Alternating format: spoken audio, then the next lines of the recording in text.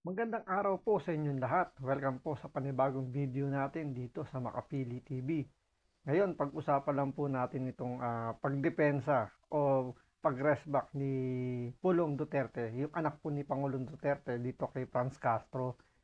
Kung ninyo po maaalala, kinasuhan po kasi ni Franz Castro itong si Pangulong Duterte ng I think death threat yata o something like that po. So, ngayon, dahil nga dumipensa si Pulong Duterte para sa kanyang ama, meron pa siyang ibang mga binanggit dito. So, alamin po natin kung ano pa yung mga patamang ginawa ni Pulong Duterte dito kay Franz Castro. So, panoorin po natin.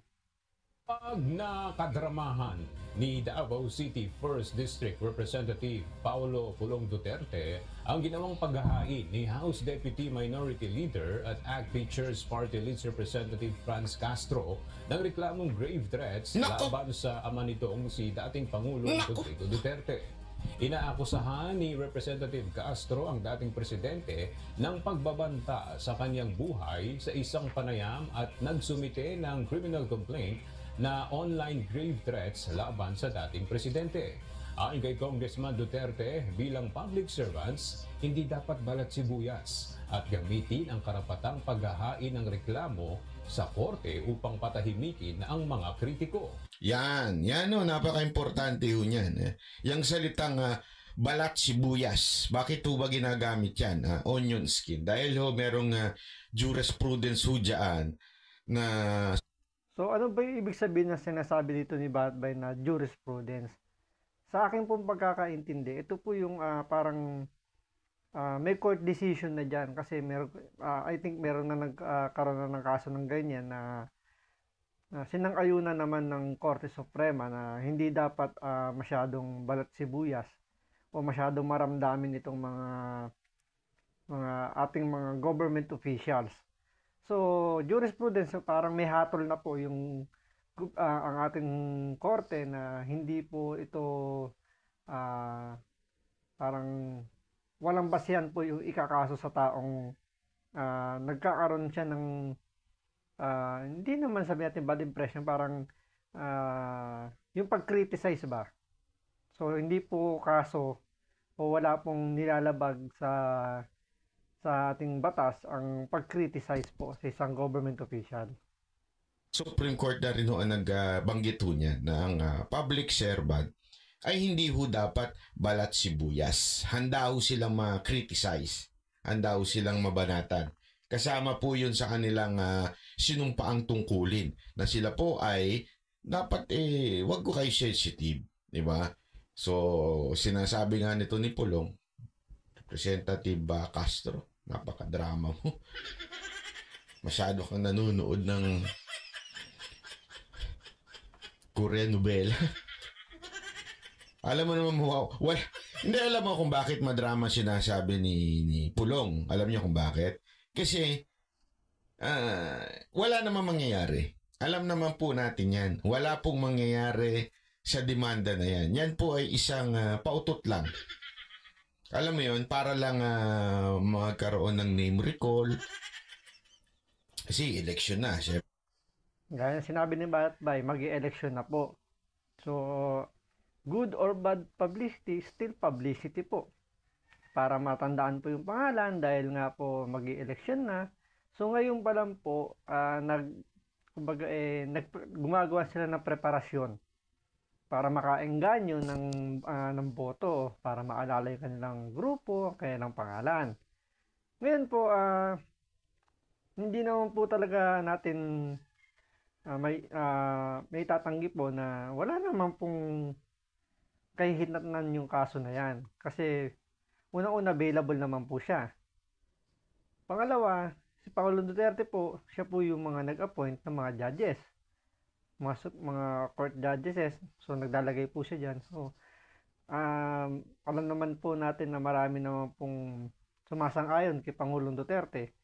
So, I don't think po na medyo magpo-prosper po itong kasong to. Parang ito, sinasabi nga ni Bahatbay, pautot lang po ito. Pre, malupitan. Alam mo, ako talaga ako talaga, mangangampanya ho talaga ako. Mangangampanya po talaga ako sa 2025 na matanggal na ho bilang party list ang ito hong si Franz Castro at ang kanya mga kampon. Mga kampon niya ng ano eh. Alam niyo na. Ito pong mga sinasabi ni Balatbay, mga kampon po ng mga makakaliwa. So ito po yung mga kasama na rito yung Makabayan Black. Kasi alam ko tatlo na lang silang Makabayan Black dyan eh. So sana yan nga yung tatlong yan mabura na po sa Kongreso. Hindi na po i-recognize, hindi na po sila maging party list.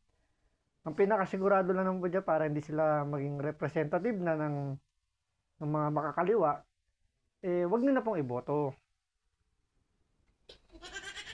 Ito lang maghahanap po talaga ako ng party list na ibabangga ho dyan.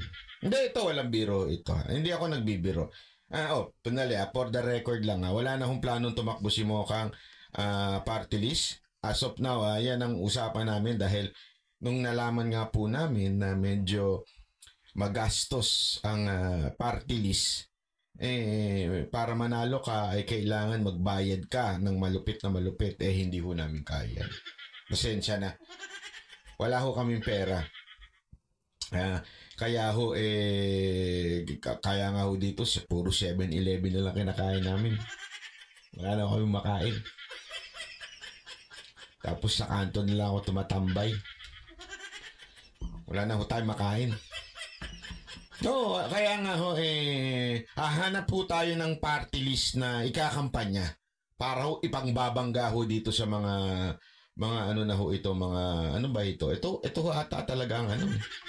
Alam mo, dapat ito ang pagtuunan ng pansin ni ni Remulla, no? Di ba? Yeah. Ang daming eroristang tinatawag itong si Remulla. Naisipin nyo na maigit Hindi naman sa nangaano, pero nangaano na rin talaga.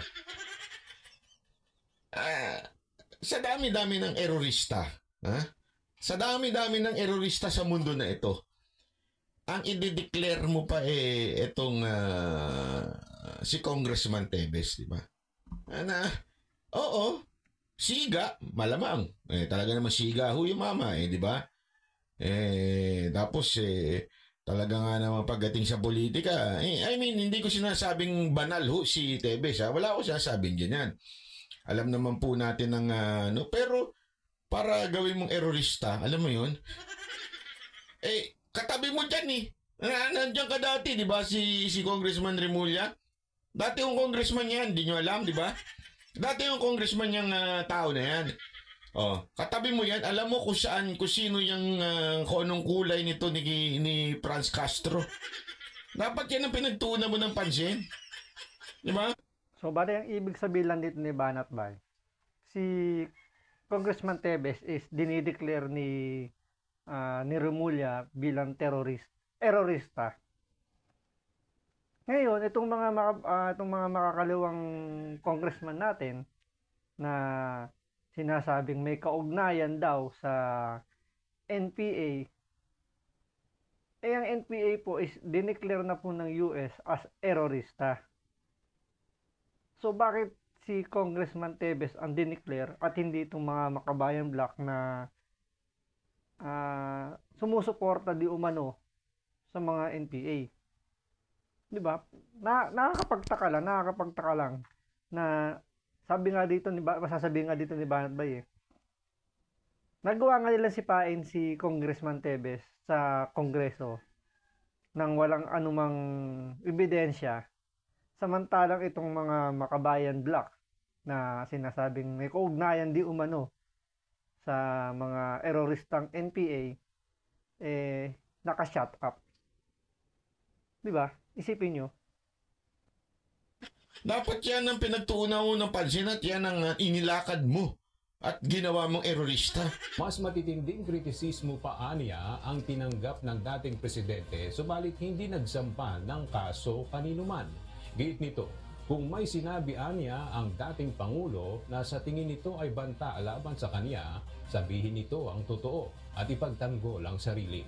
Sa huli, binigyang diin itong dapat nang itigil ang kadramahan at pagpapamedya, lalo na't marami siyang alam sa mga makakaliwang party list. Nako, Sasabihin na naman, nagbanta si Pulong Duterte.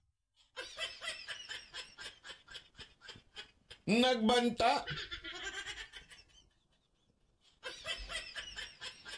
Alam mo, may hinala ko. Ito. Hinala ko lang naman po ito. Siguro naman hindi. Pero may hinala ko. Ha? Alam niyo kung ano hinala ko? Ha? Ang abogado ni Franz Castro ay walang iba kung hindi si Libayan. Patay tayo dyan. Pag si Libayan ang kinuwang abogado nitong si Franz Castro, shoot sa banga. Shoot sa banga si Franz Castro.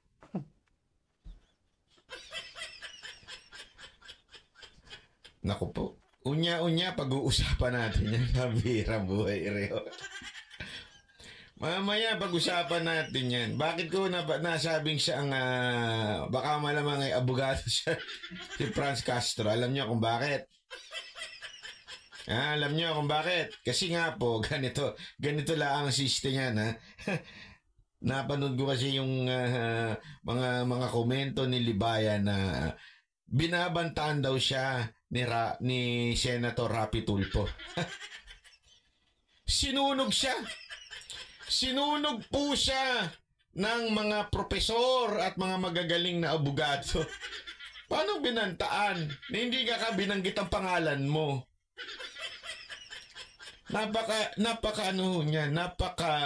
linaw sa ating batas. Pagdating mo sa pagbabanta, libel at kung ano-ano pa, kailangan linawin na talagang nabanggit yung pangalan mo. Pangalawa, mamaya papakita natin yan, yung paliwanag yan. Mamaya, dapat hindi lang sasabihin mo talaga ng diretsuhan na babantaan mo ng diretsuhan. And then, alam mo, yun ang kinaiinisan natin. Kasi alam mo, masyadong nagmamalinis na ho ang kamera natin. Masyadong nagmamalinis. Ako, inaantay ko na lang Inaantay ko na lang po na maglabas si Congressman Antebes ng banat. Alam mo, si Congressman Tebes, maraming alam yan. Di ba? Sabi niya pa nga ang dami niyang natulong kay Speaker Romualdez. Dito masusunog ang mga congressman, especially itong si Speaker Romualdez kapag si Tebes na ang nagsalita. Kung ano yung mga tinatagong lihim na itong mga kongresista natin. Mabubuti man o yung mga sabihin nating gumagawa ng tama, pero sa tingin ko hindi lahat maganda yung ginagawa ng mga congressman natin dahil sa mga sinasabi nila na mga lihim ng ating kongreso. Napakarami po palang tinatagong lihim ang kongreso sa mga taong bayan na hindi natin alam na mabubunyag kapag si Tebes na ang nagsalita. Kasi ako, sigurado ako maraming natulong yan dyan. Mayaman mo yan Marami hong natulong yan sigurado sa mga congressman. Gusto ko talaga. Alam mo, kung nanonood ka man, Congressman Tebes, baka naman lang. Baka lang naman. Para talaga magalit na sa amin si Remulla. Baka naman pwede ka ma-interview. Di ba? Para malaman natin ano bang masasabi mo sa mga extraordinary fund. Actually, tinawag na nga ni Rocking Confidential Fund. Bakit to? Kasi it's confidential in nature. Bakit confidential? Alam naman natin yung salitang confidential. Ibig sabihin, kunwari, magkano sahod mo? Confidential yan. Sabihin mo, confidential. Hindi pwede. So, ganun na sinasabi ni Roque. Ang pagdating sa mga funds o kinukuha, tinitake, natatanggap ng mga congressman ay confidential in nature. Kasi hindi ho sila hindi naman naka-itemize dun sa kanilang extraordinary funds kung ano ang pinaggamitan ng kanilang mga budget. Kaya sinasabi nga ni Roque na parehas lang ng confidential funds yan. Kasi sa confidential funds, hindi talaga nakadisclose kung saan o anong pinagamitan nito. Kaya yung ordinary funds, hindi rin kailangan ng itemize, hindi i-itemize yun. Ang kailangan lang certification na nagamit na yung budget. So, parehas lang sa confidential funds kasi hindi naman naka-itemize kung saan mo ginamit yung budget mo, di ba? Pwedeng questionin. Ay, ang lupit pala ng camera. Ang gusto ko mag-congressman, Hindi, alam mo ito, Walang biro ito. Joke lang po yan. Pero alam nyo, walang biro ito. Isipin nyo na maigi ito. Napaka-importante nitong sasabihin ko sa inyo. Makinig kayo. Alam mo ba, mapa-assistant secretary ka pa lang, lahat ng kilos mo, pinapansin na. Naalala ko nung kay Mocha nun Kakain lang kami. Sa labas, papansinin na. Oh, pero ng taong bayan niya kinakain mo. Spaghetti, hindi pwedeng kumain. Mahal daw. Ano yun? Saan ba kami kumain ng chibo? Kumain kami ng chibo, tapos pinicturean siya ng dilawan, tapos pinost sa social media. Si Mocha kumakain ng chibo. Akala mo naman kamahal ng chibo. Hindi, ibig sabihin, ganun yung, kasi ganun ng ang tingin sa, sa pagka na ikaw nasa executive branch, di ba? Lahat ng pera ng nagpapasahod sa'yo, ganun. Pati laptop niya, pinansin, laptop ko yun, hiniram lang niya Oh, ganun po